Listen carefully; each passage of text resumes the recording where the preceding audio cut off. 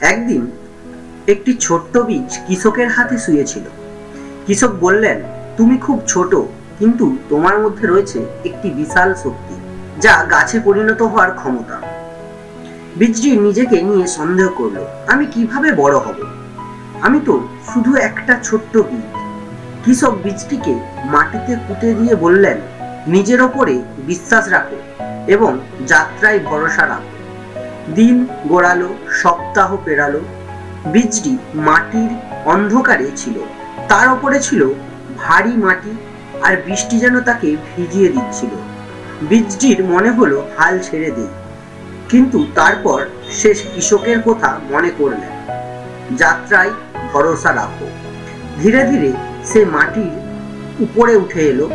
একদিন সে মাটি ফুঁড়ে উঠে সূর্যের উষ্ণ আলো অনুভব করলো। বছর পেরিয়ে গেল, আর ছোট্ট বীজটি বড় হয়ে একটি শক্তিশালী গাছে পরিণত হলো।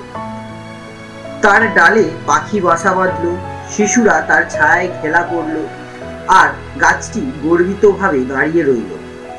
সে জানতো সে একসময় একটি ছোট্ট ভীত বীজ ছিল, যে নিজের ওপর বিশ্বাস রাখার সিদ্ধান্ত নিয়েছিল।